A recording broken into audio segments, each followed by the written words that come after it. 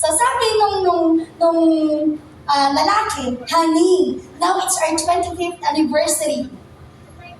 Bumili ako ng ticket para makapag-travel tayo. Oh, kilig-kiligin ka naman, DJ ka. Asawa na pirme. After 25 years, first time, nihanda pa yung pasyal di palengke. Kababain na, nakanghiwa. Abakin na pa yan, tuktok ka di balok. Diba? So, hindi na ngayon pasyal. 25 years, finally, ipasyal na. Di ko rin, apo, honey, papanantangan. Ano yung babae? Sabi po ng lalaki, pupunta tayo sa moon. Ayun na, baka honeymoon. Kaya ka na. Ayun na, nagsarampiting si ka, 25 years. At kapay ng alsim na. Ay sige, honey, anak na tagdamdamagin, tatlong surprise. Kaya naman. O di, napantan, nakaready dyan jet plane na. O dito yung ticket mo, honey, and kan EJ mo. Bang! Wala na, ting mayaban. Napatimintin dyan asawa na. Di ko, nakita na, DJ mo. Kuna na, darling, happy anniversary. Enjoy your trip to the moon. I'll be with you again after 25 years. Kasi nung ka na yung naapain dyan asawa na, di ka na-send ng J-Moon, so ayaw kapain as asawa yung pagpapaasin. Na malalain na kita. Isa niya, ni Pastor Francis, nagpauyuakan, ay talawa ko, kung nakit, okay lang, awang may papanam, awang patam. Nalahinda na talaga. O, di ba? Kaya huwag tayong makikipag-away mga nanay. Amen! Huwag aawayin ang asawa, huwag aawayin ang mga anak, huwag din pagseselosan ang asawa. Now, jealousy is not only a matter ng relationship involvement. Sometimes, pinagseselosan din natin or pinag-iinggitan natin kung anong meron yung iba na wala sa atin. That is also sin. Envy is also a sin.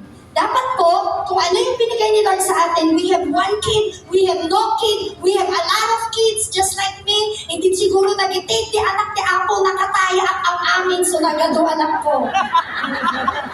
Itatay si magpitang ijay, ay nabitbit ko tayo sapatos ko, bitbit ko tayo bag di anak ko. Tantapon, ay good morning sister. Kung nadapan niya, ay good morning hanak, baka alamanong tayo. At dapay nakabitbit nga tablet, nakasipon, nakakastapan. Ay good morning po, pasensya kayo, itsurak na ito'y dinaganganap ko, di kinado di anak ko. Kaya tawag na tayo dyan sa ano.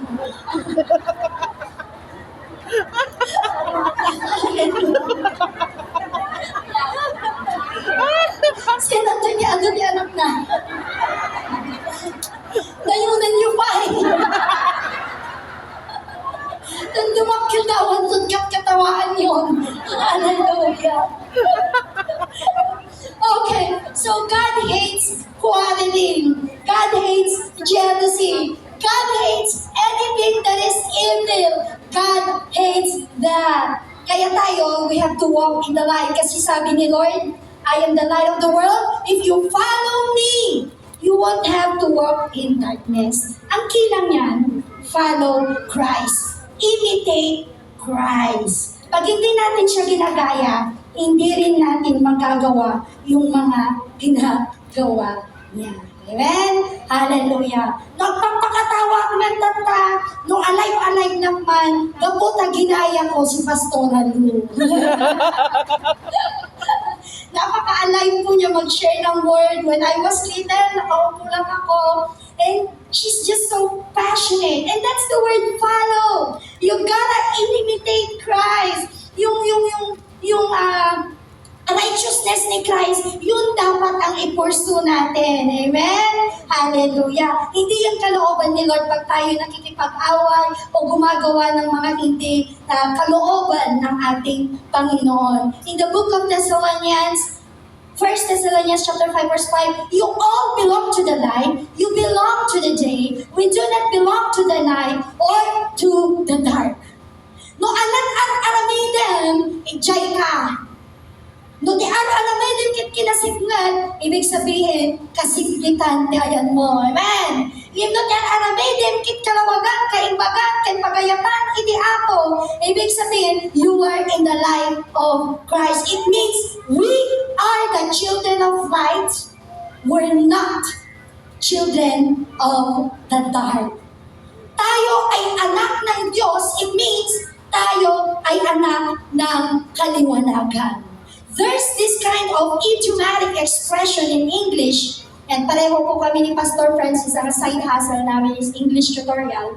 This idiomatic expression, sabi niya dito, the apple doesn't fall far from the tree. Ang ibig sabihin nito, no anak at aramid din tinagannak, most likely, aramidin me, dagiti. I remember the time, nung si Ate Sam, yung aking panganay, ang tawagan kasi namin ng daddy niya is Han. So, anong pangalan ng daddy mo? Sabi nila kay Sam. Alam niyo sabi ni Sam? Han. Han. Kasi isip pang mangig na. Diba? Kung anong ginagawa ng magulang, anong sinasabi ng magulang, maaaring magawa din ng mga anak. Kung ano ang puno, siya ang bunga. Now, there's a kind of responsibility, especially sa ating mga nanay, kasi inatasan tayo ng Panginoon to train up our children in a way they should go.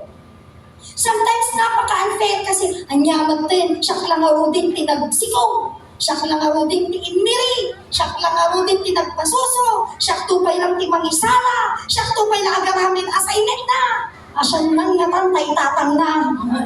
Present lang ijay stage 1. One, day 2, yan. Pero wag po tayong manunungkot. God has given us the word motherhood because the word mother comes from the word carer.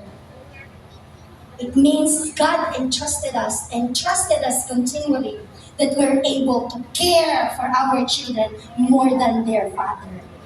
Sunganod na kong kunada, no di ama ti matay ka no di pamilya, kaya di ina, nga iisakap na kiti anak na, yun no ni inang nan tinatay, kaasi na kiti anak na.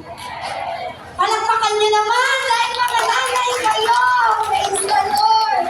You're so special, and God has given you this special strength para po magawa natin ang kalooban ng Panginoon. That we've got to prove to our children that we are the children of the Lord. Doon sa Bible, sa story of John chapter 8, si Jesus sinasabi niya, I am the light of the world. Whoever follows me shall never walk in darkness. Alam mo, itong mga Pariseyo na ito, ang sabi nila, bold, tinabagbagang at ay bagbagang kihamat agpaiso.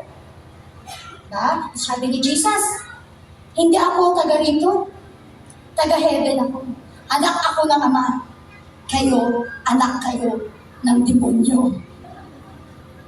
Naging ulbot kaya ang anak ni demonyo, talyawin mo takabay mo. Antay yung anak ni demonyo na. Ayan, praise the Lord, antay yung anak ni demonyo. Yan ang sabi ni Jesus Christ, no? Literally, sinabi niya sa dalawang Pariseyo na ito, for you are the children of your father, the devil, and you love to do the evil things he does. Kapag tayo gumagawa ng kasalanan, nakikita yun ng ating mga anak. Kung ano yung ginagawa natin, nakikita yun ng ating mga anak. And are we proving to our children that we are the children of God? Paano natin ilalapit yung ating mga anak sa Panginoon kung tayo mismo ayaw natin lumapit sa Panginoon? There's this very good speaker na sinabi niya, Parents,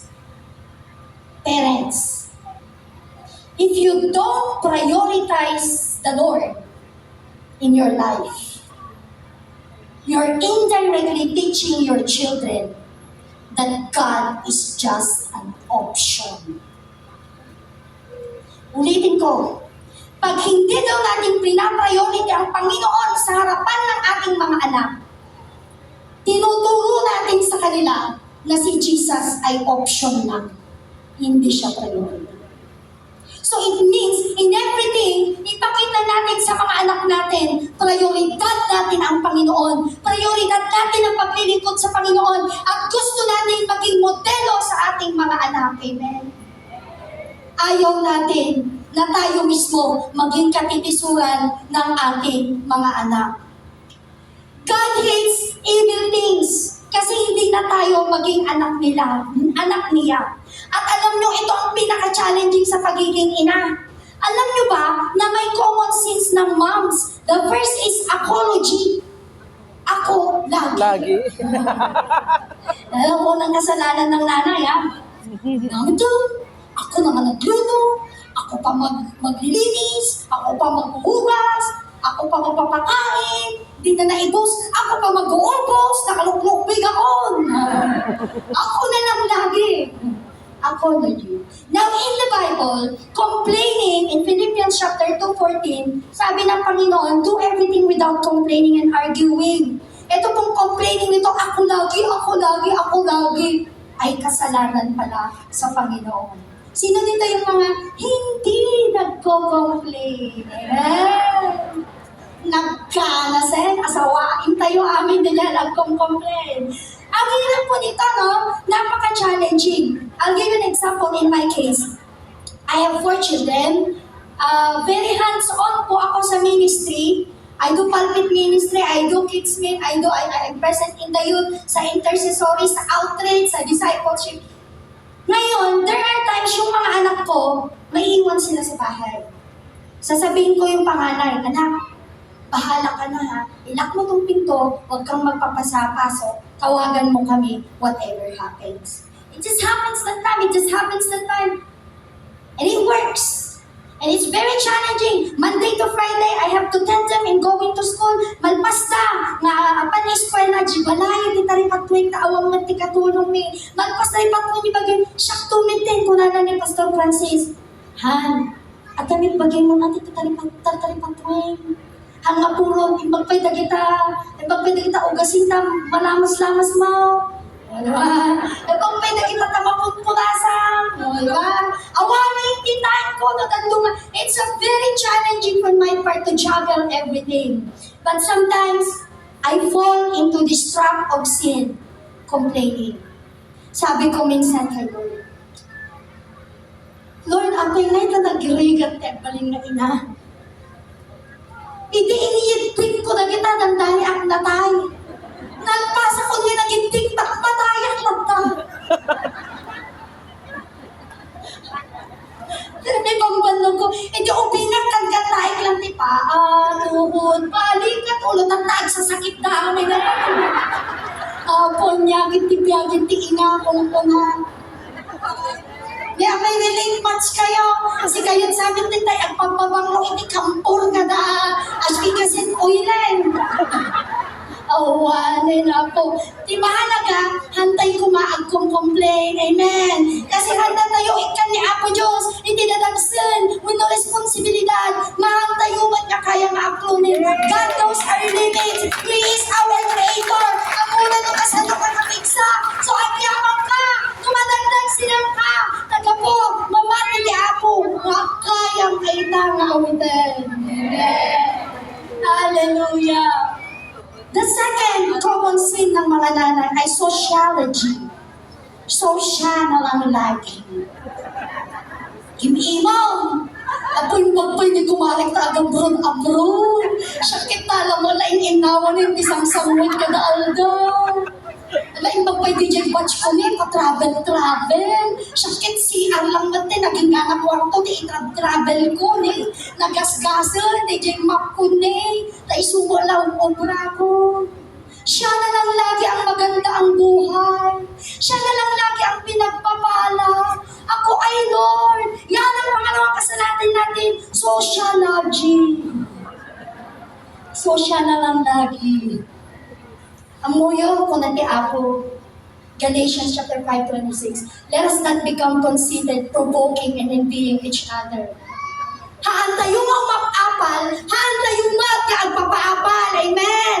Ako doon na imas niti sinap na hamumat ipopog si Aji Facebook. Tagal doon na tikiti, may sayo si Dana ang amutin na pa'y doon bumaya. Di ba yan, no? Plug in ka pa, digwan. Yan. Palagpakan niyo naman ang sarili niyo. Yes! At ayun mo, kapag nagdamanan kayo, dapat na tayo. Doon natin may tulog kayo, intend tayo man. Kadagitin, kaya kayo. Amen. Hallelujah.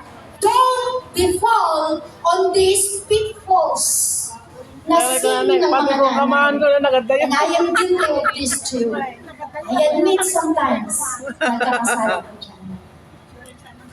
But the good thing is, the Lord is always forgiving. He is our very present help in times of need. Paapo! Dahil pa mama, nag-complain ako na din. Tulungan na matumangon.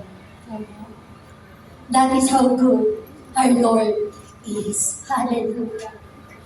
Now, the sin that any man can do, it always starts with the mind. Kaya nga sabi po, in the book of Romans chapter 13, verse 14, the same po yan, na meaning before, and the verb noeo, to think. It means, bago ka pa mag-isip, pwede nang mangyari ang kasalanan. So, anong dapat mong gawin? Huwag mo nang isipin. Yan. Kasi alam niyo po ba, kahit adultery, wala pang nangyayari pag inisip mo adultery of the mind na yun. Ganun ang kasalanan. Nihanap nito ng tao, pastor. Pinanunod ko lang. Consideration ba? Kasalanan na po yun. Hanap din niya nagbabaero, pastor. Nilingon ko lang di sexy na babae.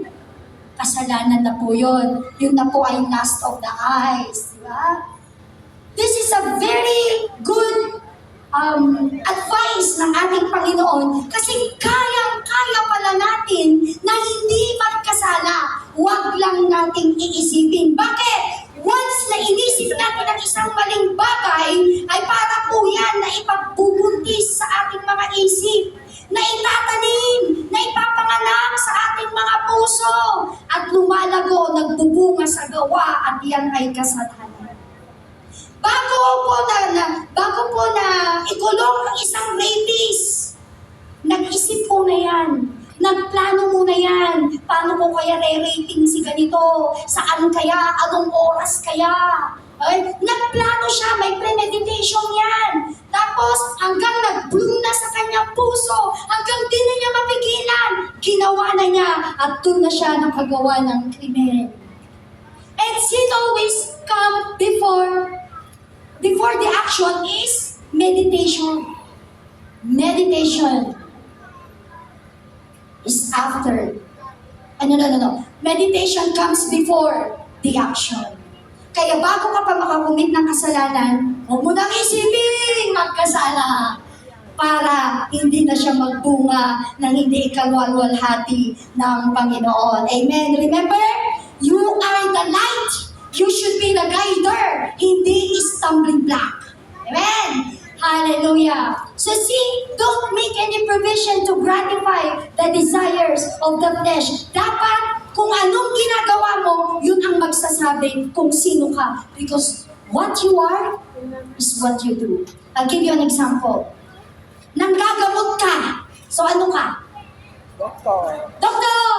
O, nagtuturo ka. So ano ka? O, teacher! Aggamot ka. Ano ka? O, dentist! Agmulmula ka! Ano ka? Nag-adjust ka! Ano ka? O, nga siya kang ibang-ada. Isi kayo. Just masarap. Okay, you are what you do. If you're saying that you are the child of God, the children of the day, then your actions should go along with what you claim. Hallelujah. So we should portray the Lord Jesus through our attitude every day. Now, there's a need to put on the armor of light. Tignan yung maigi dito. Ba't kailangan natin ang armor of light? Aside from my object lesson a while ago, there's something more. Okay? Itong armor of light na to, para siya, look at this. Itong armor na to,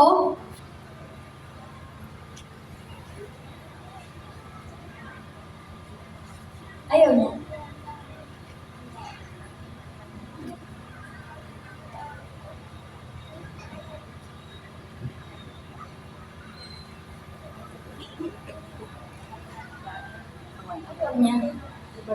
Actually, may effect po ito eh.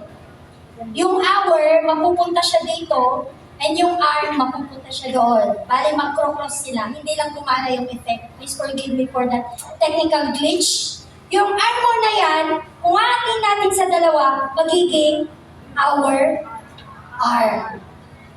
Now, mamshis, aminin nyo, oh, help me. I need a hand to assist me. I need a hand to tap me and comfort me on my shoulder and say, Mom, kaya mo yan. I need a hand. I need a hand. But the Lord knows you don't need a hand. You need another arm. Because the hand can only touch, but the arm can carry.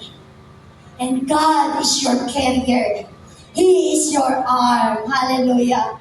Ang Panginoong Yesus ang ating arm at binigyan niya tayo ng ating armor to be our arm. God has gifted us with altruistic gift. Altruistic gift is a natural,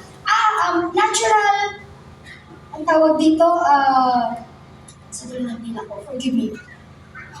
Natural characteristic, thank you Lord. Natural characteristic na tayo ay selfless. Sabihin mo nga, selfless. That's your altruistic gift. Abay, selfless ka.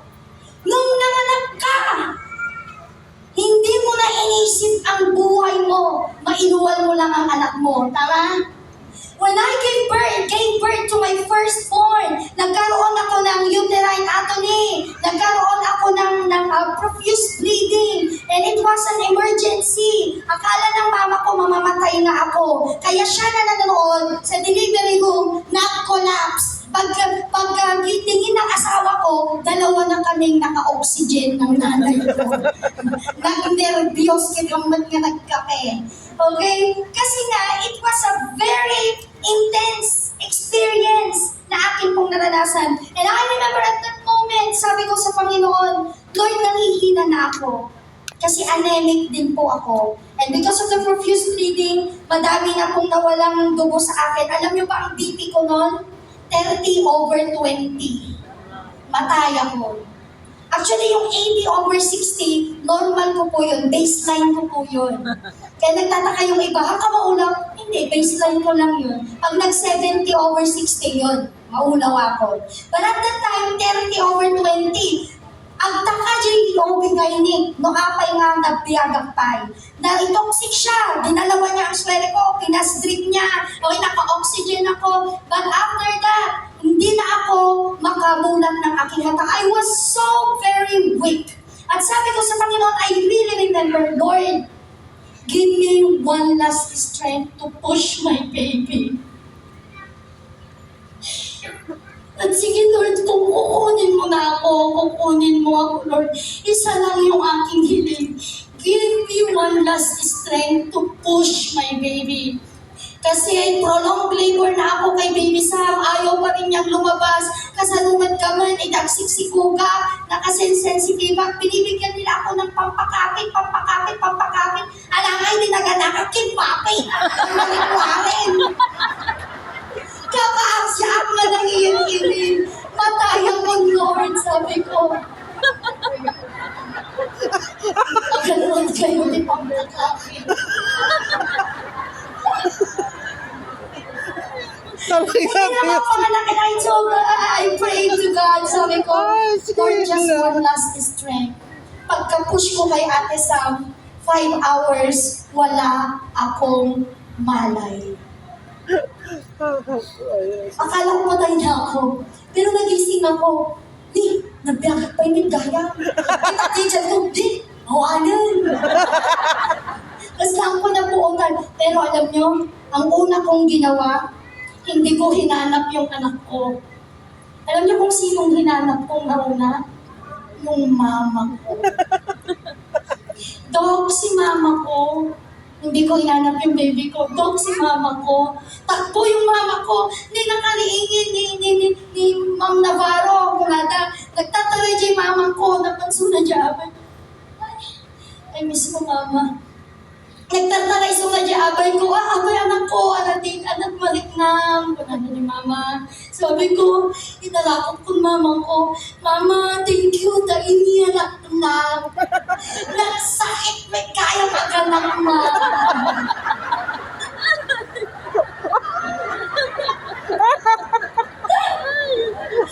Pinalaman ni mama ko, alam mo yung anak ko, may tawag na ibas, ba't na yun ang tumanin?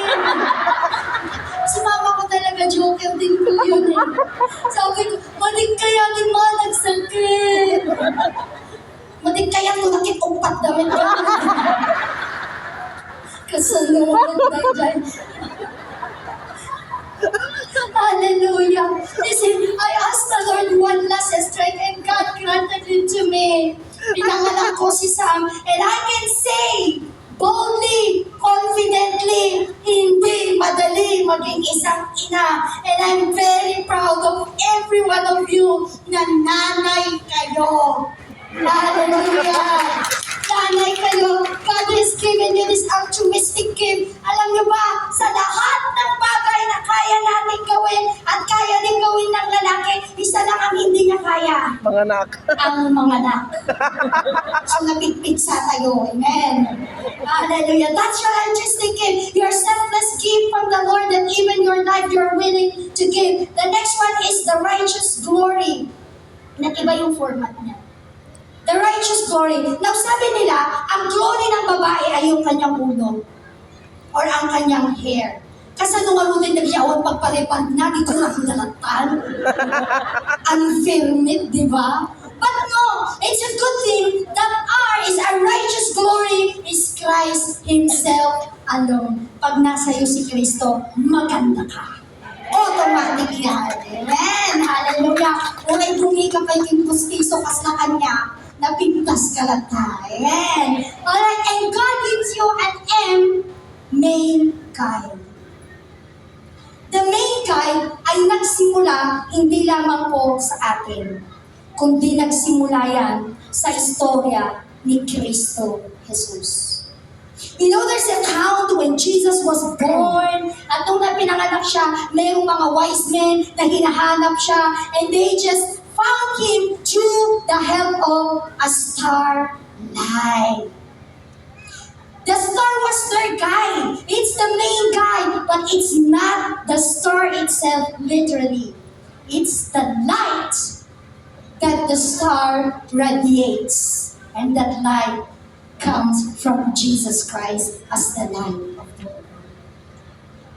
Dahil sa light na niradiate ng star, nahanap ng mga bagay ang ating Panginoong Jesus. Now I am telling you, and the Lord wants us to understand, we are that star na tinitignan ng ibang tao para mahanap nila at matungtong din nila ang ating Panginoong Hesus Kristo. Pag hindi tayo iilaw, hindi nila matutunton ang ating Panginoong Diyos. Now we have to dim the light so that people will see us and we will be the guide and we're gonna draw them closer to the Lord. Amin nga dagita nga maiya silik tayo iti Apo, isudan to, ibalangat tayo. Amen! Hallelujah! I am very thankful to Church of God. Sila po ang naging ilaw kung nandito man ako ngayon. When I was little, I'm a fruit ng kanilang DBBS. Pati nung nag-college ako, nag-aral ako sa seminary, they have been a great help sa akin. Binibigyan nila ako, tinutulungan nila ako financially, in their prayers also, morally, lagi nila akong ina-encourage. And there were so many times, kapalan mukha ang ginagawa ko. Auntie, I need your help. Auntie, I need your help. And they never failed to help me. And I thank the Lord because they have been the stars that guided me to where I am now. Hindi ako magsisilbi sa Panginoon dapat. Actually, 2 years ago, dapat patay na ako. I suffered from postpartum depression on my 4th child. And it was so severe that I became so helpless. Magugulat kayo, I'm a very jolly person. Gustong-gusto kong magpasaya.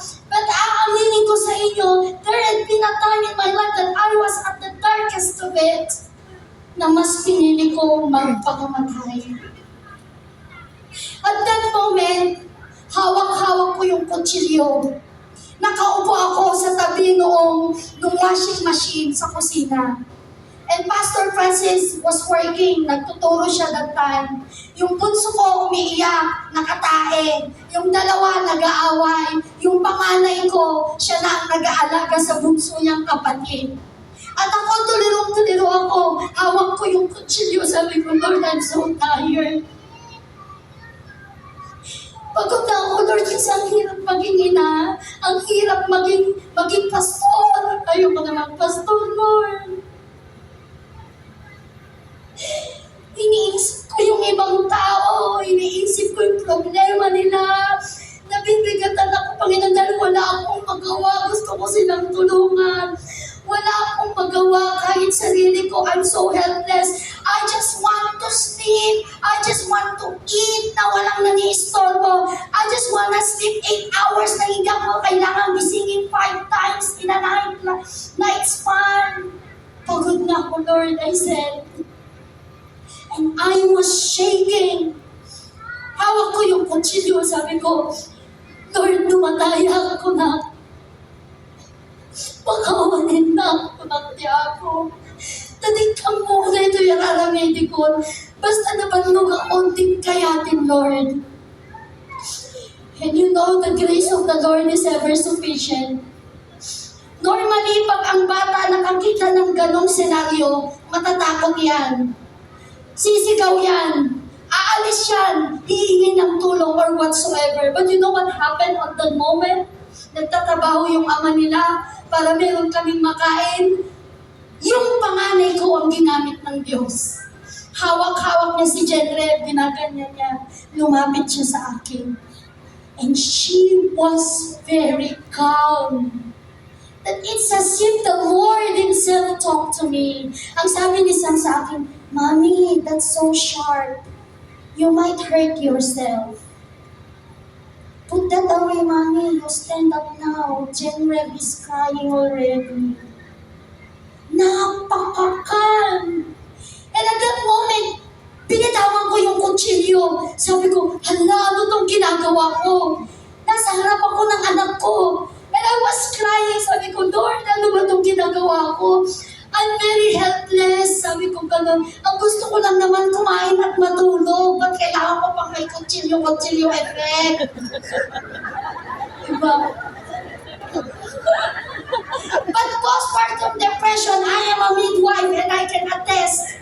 Madami pong cases na pag ang nanay nagka-postpartum depression, may suicidal tendency po sila. And I was not exempted. You know, at that moment, God talked to me through my daughter. And I know that I'm not yet done with the work that God has given to me kasi pre-reserve pa niya yung buhay ko. If not because of that, wala ako dapat ngayon sa harap niyo to testify what the Lord has done in my life. But because of His grace, because He is my life, because He is my shield and my guide, siya po ang nag-enlighten sa aking isip na mali yung aking gagawin. Hallelujah. Thank you, Lord.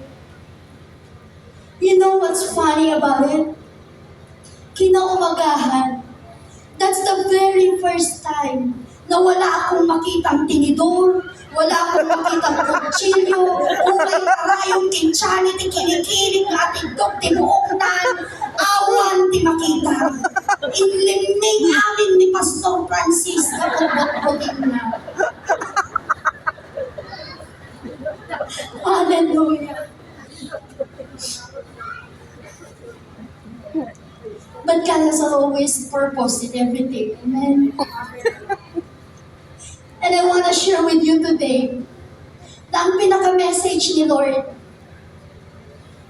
ay ito.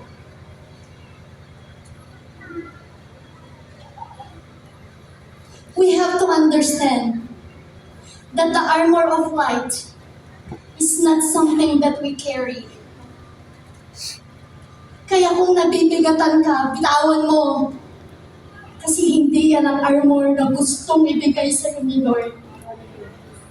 Ang armor na binibigay sa iyo ni Lord ay siya mismo. Pag nasa iyo ang Panginoon, wala kang hindi kayang gawin. Kasi siya ang magpapalakas sa iyo. Amen. You can do everything your best with just faith. Amen. And when the Spirit of the Lord is in you, the power of that same Spirit, it could be unleashed through you, in you, with you, through you. Walang exception. Sasabihin mo,